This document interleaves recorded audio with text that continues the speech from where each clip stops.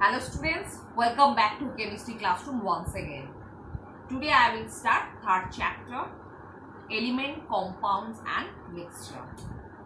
But at first I will discuss matter. So what is matter?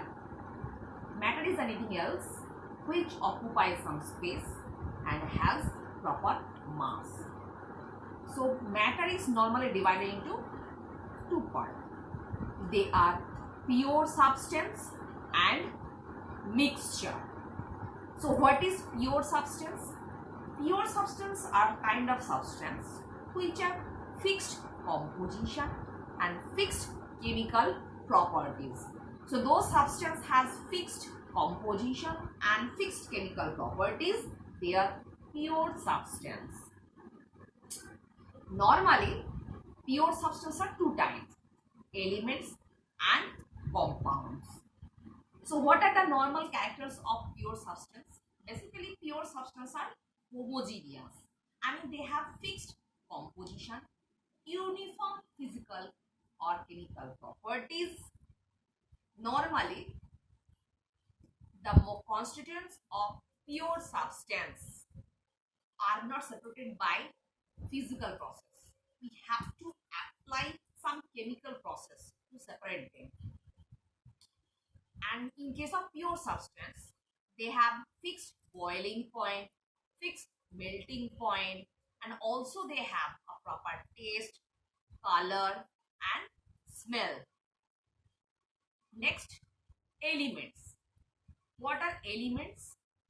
Normally element is made of one kind of atoms.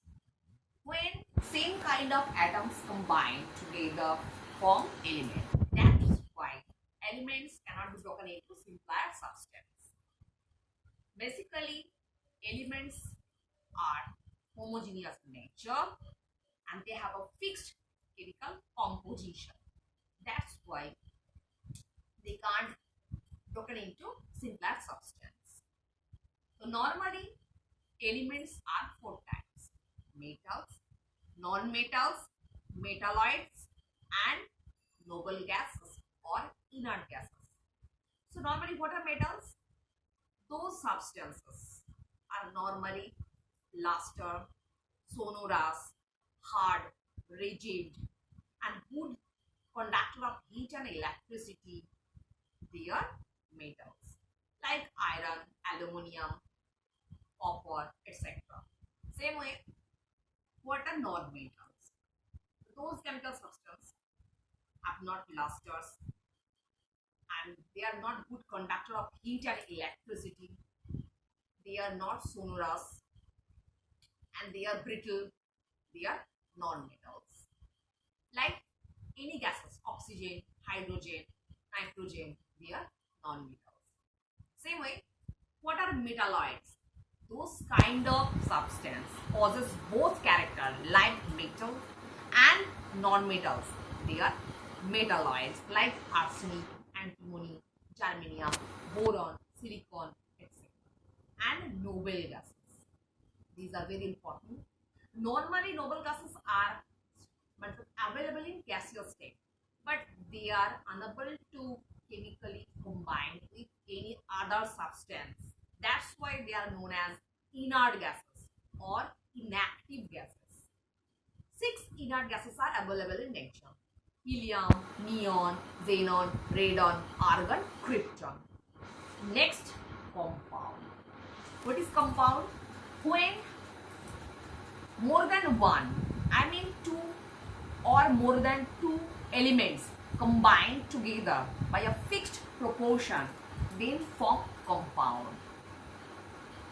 So like carbon dioxide, water,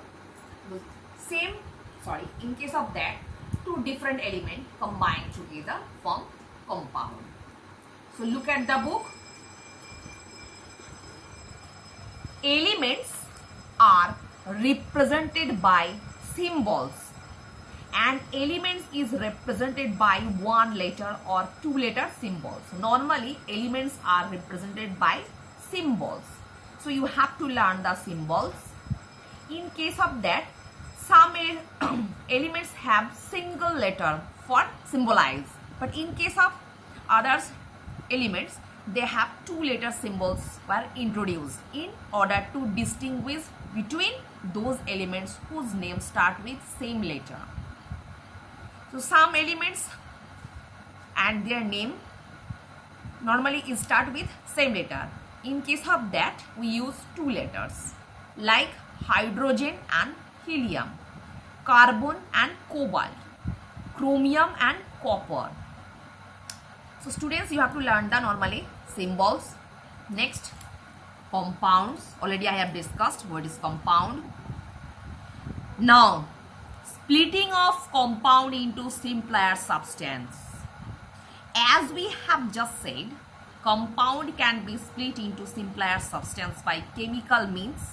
Some examples are given below, like electrolysis of water. If we want to get back the two elements individually, we have to apply some chemical process like electrolysis. When electrolysis process apply on water, we get two individual elements, oxygen and hydrogen. So look at the book carefully. Electrolysis is chemical decomposition brought about by passing an electric current through a liquid or a solution. When we pass through the electric current through a liquid or solution, we can able to get back the two individual elements. Like pure water is a bad conductor of electricity. It does not allow an electric current to pass through it. But water mixed with a small amount of an acid called acyclovirated water is a good conductor of electricity. This portion is very important. So student, please mark it and you have to learn the portion. Pure water is bad conductor, but when we add some acid, hydrochloric acid or sulfuric acid, these water are a good conductor of electricity. When an electric current is passed through acid-related water using a setup of kind shown in figure 3.1. In this figure, the electrolysis process is shown. So water decomposed to give hydrogen at the negative electrode. In case of negative electrode, we will get hydrogen. The negative electrode is also known as cathode. Same way, we will get oxygen at the positive electrode, that is known as anode. So the cathode, negative electrode, and the positive electrode, that is known as anode, we will get hydrogen and oxygen when we apply the electrolysis process on water. So next, thermal decomposition.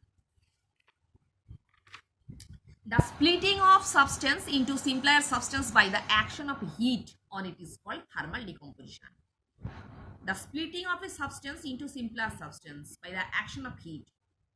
When we split any substance by using heat, that is known as thermal decomposition. Decomposition means breakdown. I mean, when we break down any chemical substance by using some heat or applying some heat, this is also known as thermal decomposition. Look at the book. For example, chalk, calcium carbonate. Chalk means calcium carbonate, which contains calcium, carbon and oxygen. On being heated, gives calcium oxide, contain calcium and oxygen, and carbon dioxide, containing carbon and oxygen. Both the products are simpler than calcium carbonate, so the latter is compound. So I hope all of you have understood. Calcium carbonate is a compound. When we apply heat, at first they turn into calcium oxide. Again that turn into carbon dioxide. So in this way, we will get back to individual elements or compounds. Look at the chemical reaction. Calcium carbonate, when we apply heat, they turn into calcium oxide and carbon dioxide. There are some examples too, so you will learn one. So I hope all of you will understand what I have discussed today. So for today, up to this portion.